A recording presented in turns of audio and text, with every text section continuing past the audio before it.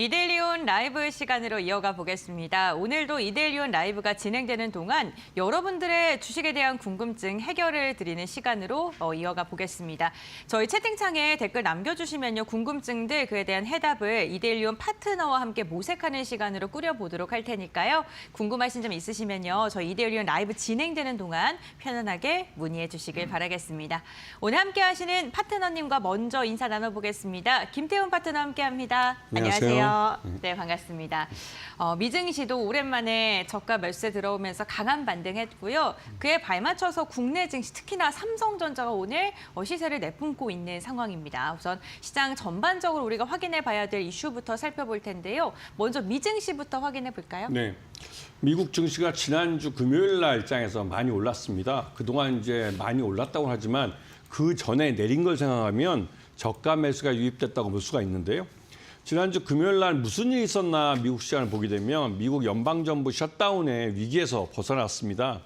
예전에도 트럼프 일기 때 이 트럼프 정부가 셧다운이 된 이후에 그 이후에 본격적으로 레임덕으로 들어간 적이 있는데요. 이번에는 이 집권한 이제 2기 집권이 한 지 이제 한 달여밖에 안 지났는데 이 또 연방정부 셧다운 위기에 빠져들기 때문에 이게 또 이제 진짜 위기까지 갔었죠. 근데 이번에 미국 민주당이 하원에서 한 표 이탈표가 있었고 상원에서 그 거국적으로다가 이번에 동의를 해주기로 하면서 6개월 한시적인 임시 예산안이 통과한 겁니다. 그래서 일단 최소한 6개월 동안은 이런 미국의 재정 위기가 좀 잠시 사그라들 것 같고요. 그런 것 때문에 안도랠리가 펼쳐졌다고 볼 수가 있습니다. 그리고 GTC 2025라는 그 진짜 엔비디아가 주최하는 이 기술주들의 큰 축제가 있는데요. 이게 컨퍼런스라는 날이지만 뭐 일종의 축제라고 해서 밤에 야간 시장도 나이트 마켓도 굉장히 크게 열리고 하면서 이 각종 최첨단 기술, 인공지능과 또 인공지능 AI와 또 자율주행, 또 로봇 같은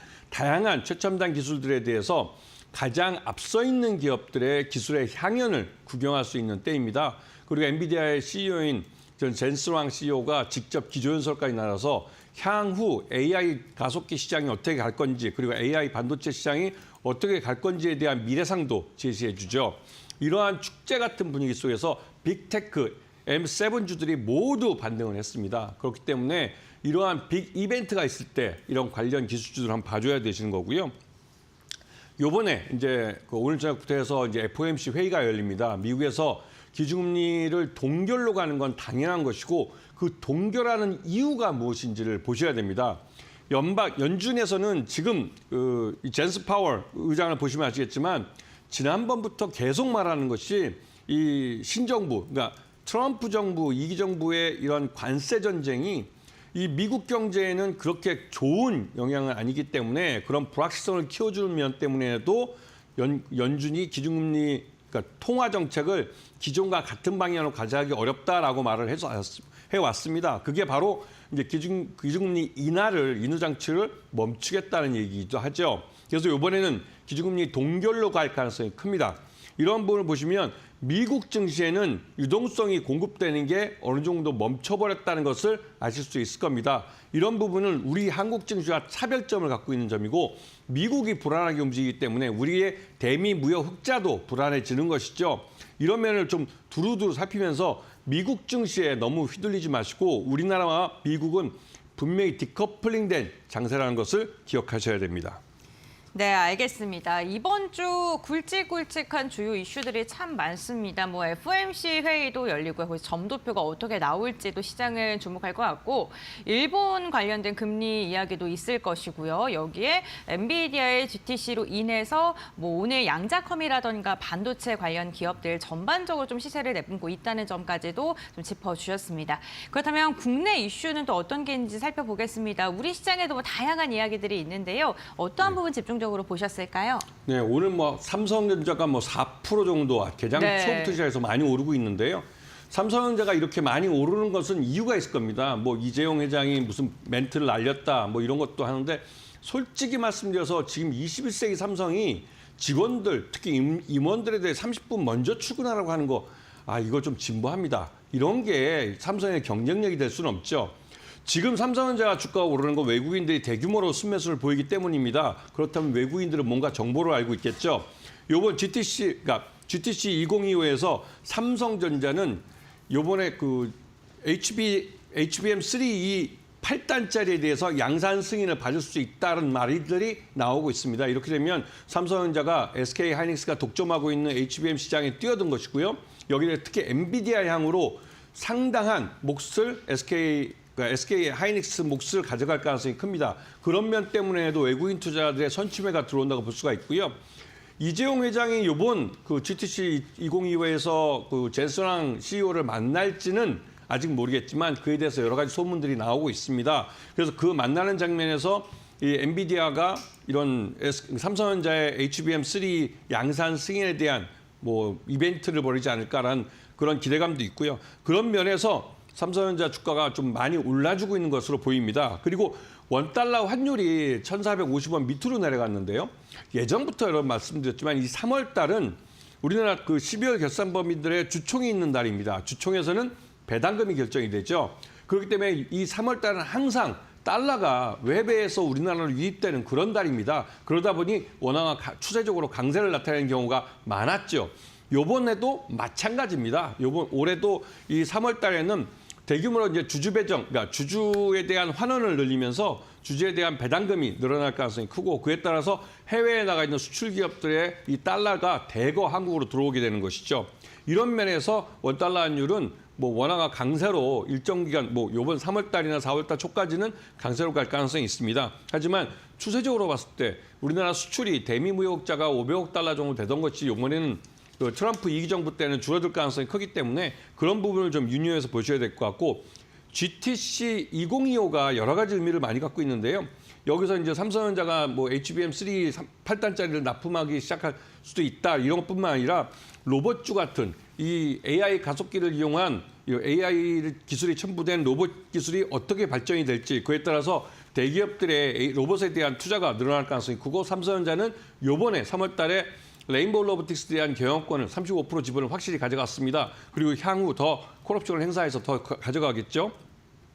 이것뿐만 아니라 로봇주 전반에 대기업들의 M&A가 이루어질 가능성이 큽니다. SBB테크나 하이젠, RNN 같은 회사도 좀 봐줄 필요가 있고요. 그리고 또 한 가지 GTC 2050은 엔비디아가 주최하는 이런 그 GPU에 대한 이런 그 컨퍼런스입니다. 그러다 보니 유리기판 관련주 같이 이런 AI 가속기에 꼭 필요한 이런 소재나 원재료에 대한 이런 관심도 필요해 보입니다. 특히 요번에 이제 그러니까 이 엔비디아가 발표하는 차세대 그 AI 가속기인 루비는 유리기판 내에서만 작동할 수 있습니다. 그 말뜻은 유리기판 관련주들에 대해서 관심을 가져야 될 시기라는 것이고 또한 이 연장선상에서 CXL 반도체들에 대해서 관심을 가져야 되는데 올 하반기부터 CXL 반도체들은 양산을 탈 겁니다. 삼성전자, SK 하이닉스 양쪽 다 이에 대해서 준비를 하고 있고 관련된 투자를 하고 있습니다. 이런 부분과 함께 우리나라에서 최근 들어서 가장 중요하게 움직이는 건 이 홈플러스의 기습적인 기업 회생입니다.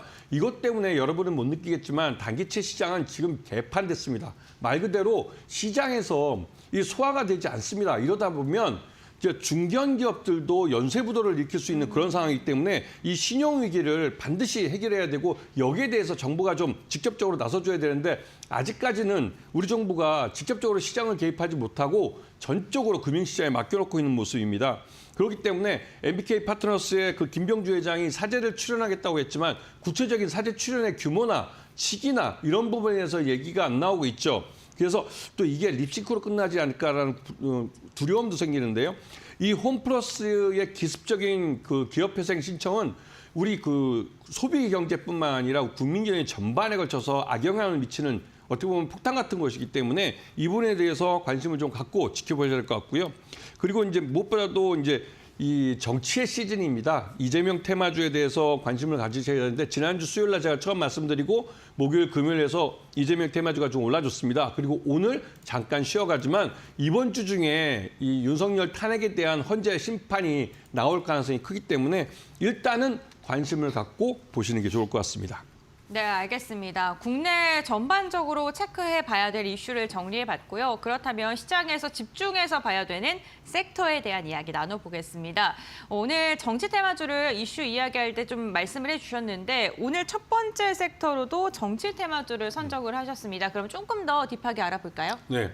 이번 주는 이 정치적인 이슈가 시장까지 지배하는 달이 될 겁니다. 물론 GTC라는 그 글로벌 행사도 있지만 우리 시장에서는 윤석열에 대한 헌재 그 심판이 그 가장 큰 이벤트가 되고 있기 때문에 이 정치인 테마주에 대해서 시장 참여자들도 항상 관심을 갖고 있죠. 물론 지난번에도 말씀드렸지만 정치인 테마주라는 건 이 특정 정치인과 그 상장사의 고위 임원이 지연, 인연, 학연 등으로 관계를 맺고 그에 따라서 막연히 어떤 수혜를 받지 않을까 하는 기대감이 그 저변에 깔려 있고 그래서 그런 학습 효과가 돼 있는 개인 투자자들의 묻지마 투자가 주가를 그냥 밀어 올리는 겁니다.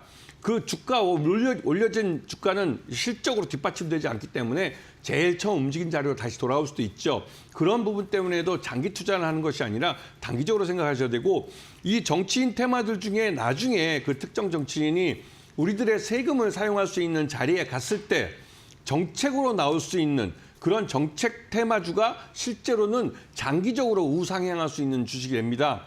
그런 부분을 잘 지켜보셔야 되고 지금 정치인 테마주라고 해서 특정 정치인과 지연, 인연, 학연으로 관련되어 있는 종목들은 잠깐 테마 바람 타고 반짝하는 거라고 생각하시고 너무 그 장대양봉에 뛰어들었다가 상투에 물리지 말기를 바랄 뿐입니다. 그리고 그 궁극적으로 이러한 그 막연한 기대감은 공직자 이해충돌 방지법이라는 법과 상충하는 거기 때문에 결국은 그런 막연한 그 기업이 특정 정치인에게 어떤 막연한 수혜를 받는다 하면 이건 법 위반이 됩니다. 이런 부분을 합리적으로 잘 기억해 두시고요. 이재명 테마주 하면 뭐 오리엔탈 전공이 가장 대표적일 수도 있고 또 동신건설이나 에이텍, 토탈소프트 같은 걸 볼 수가 있는데요. 동신건설 같은 경우 이재명 대표가 고향인 경북 안동에 본점 소재지가 있다는 것, 또 에이텍은 최대주주 신승현 대표가 그 성남시장 이재명 대표가 성남시장 시절에 인연을 맺었다는 점, 그다음에 토탈소프트는 대표이사 이재명과 중앙대 동문이라는 이유 때문에 그냥 개인 투자자들의 묻지마 매수가 유입되는 것입니다. 실적과 전혀 관계가 없기 때문에 이 부분은 반짝하고 끝날 가능성이 높기 때문에 너무 그 추격 매수하는 것에 달려들지 않았으면 그런 좋겠다는 생각이 좀 듭니다.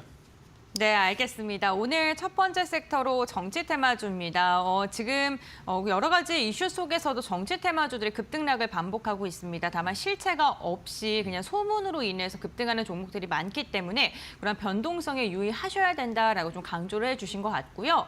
이어서 두 번째 저희 섹터 이야기 나눠볼 텐데 AI 반도체 관련 섹터를 이야기로 한번 나눠보도록 하겠습니다. 아무래도 이번 주에 굉장히 굵직한 개발자 컨퍼런스가 있기 때문에 관련 이슈를 꼽아 오신 것 같은데요.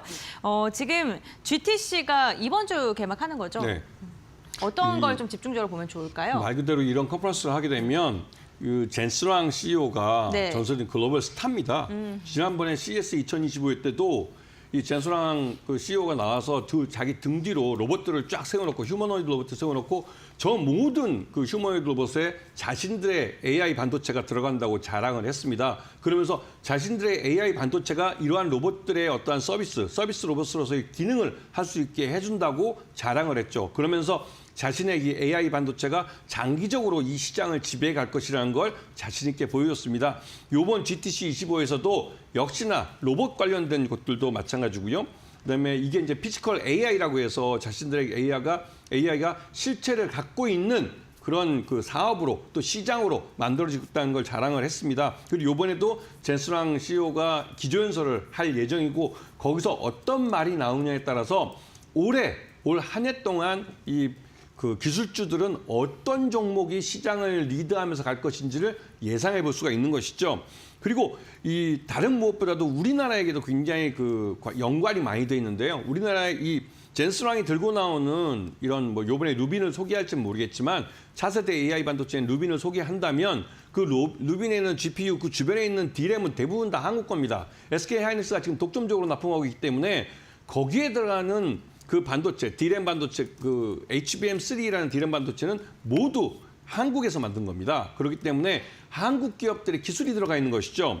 그래서 DI-같이 고대역폭 메모리 HBM에 대한 검사 장비를 만드는 업체, 그다음에 한빌레이저처럼 HBM 반도체에다가 이런 레이저 천공을 하는 업체, 그다음에 하나비전처럼 자회사인 한화세미텍이 SK하이닉스의 TC 본더라고 해서 이런 HBM을 만드는 그 장비를 납품하는 업체, 이런 업체들도 이런 GTC 2025에서 젠스랑이 하는 기조연설에서 어떤 의무로 양으로 그런 수혜를 받게 돼 있는 것이죠. 결국은 젠스랑이 자랑하는 이런 그 엔비디아의 AI 가속기는 이 한국의 반도체 없이는 제대로 작동할 수 없는 그런 그 반도체라는 것을 분명히 기억하셔야 됩니다. 알겠습니다. AI 반도체 관련해서도 이야기를 나눠봤습니다. 어쨌든 오늘 그리고 이번 주 GTC 개막을 앞두고 나서 AI 반도체 관련된 기업들 그리고 그 파생돼서 뭐 유리기판이라던가 아니면 냉각 관련된 종목들 그리고 양자 컴퓨터까지도 반복적으로 좀 급등락이 나올 수 있다는 점, 순환매가 돌 수 있다는 점은 기억하시고 염두하시고 투자 포인트 삼으시면 좋을 것 같습니다. 그렇다면 저희 이번에는 오늘의 공략주에 대한 이야기 나눠보겠습니다. 오늘 공략주 어떤 종목 선정하셨을까요? 그 칩셋 미디어라는 회사인데요. 이 회사는 반도체 칩을 설계하고 만드는 회사인데 이 반도체는 이제 비디오 네. 우리가 이제 쉽게 말해서 무슨 컴퓨터를 하다 보면 뭐 코덱이 없다라는 그걸 뜨는 걸 많이 보셨을 겁니다. 비디오 영상을 재현해 주는 소프트웨어인데요. 그러한 코덱 IP를 갖고 있어서 그거를 이 반도체 칩에 포팅하는 만드는 회사입니다. 그래서 그런 그 IP 라이센스를 갖고 있는 회사인데요. 칩셋 미디어가 이러한 그 비디오 쪽에 관련된 반도체 그러니까 비디오 IP 라이센스를 갖고 있는 몇 안 되는 업체이기 때문에 우리나라에서는 이러한 그 AI 쪽 관련된 기술이 접목된 피지컬 AI 쪽에 관련된 로봇이나 자율주행 자동차 쪽에 반드시 필요한 회사로 알려져 있습니다. 그리고 AI 서비스를 준비하는 업체들도 칩셋 미디어의 이런 비디오 IP 라이센스가 꼭 필요하죠. 그렇기 때문에 칩셋 미디어는 그 자체로도 시장이 커가고 있고 또 M&A 대상으로서도 탐나는 회사이기도 합니다. 그런 면에서 이 회사를 잘 보셔야 되고 왜냐하면 그 칩셋 미디어의 최대주주가 사모펀드이기 때문에 궁극적으로 누군가가 이 경영권을 사가야 됩니다. 마지막에 주가가 오르다가도 어느 순간에서는 M&A 얘기가 나올 수밖에 없기 때문에 경영권 프리미엄도 플러스 될 수밖에 없는 것이죠. 그렇기 때문에 칩셋 미디어는 항상 지금이 제일 쌀 때고 내일 모레가 매각이 될 때가 가장 비싼 가격이 될 겁니다. 그런 면에서 이 칩셋 미디어의 매수가는 18,000원, 목표가는 28,000원 보시고 손절가는 16,000원 정도 잡고 접근하시면 충분히 수익을 낼 수 있는 기회를 가질 수 있을 겁니다. 네, 알겠습니다. 칩셋 미디어 공략주로 이야기를 해주셨습니다. 어쨌든 반도체에 대한 분위기가 이제 조금 변화하는 듯한 흐름이 나타나고 있습니다. 그 가운데서 오늘 칩셋 미디어를 공략주로 소개해 주셨으니까요. 이 부분 참고하시면서 시장에서 대응해 보시면 좋을 것 같습니다. 오늘 김태호 파트너와 다양한 이야기 나눠봤고요. 오늘 말씀은 여기까지 듣겠습니다. 고맙습니다. 그렇습니다.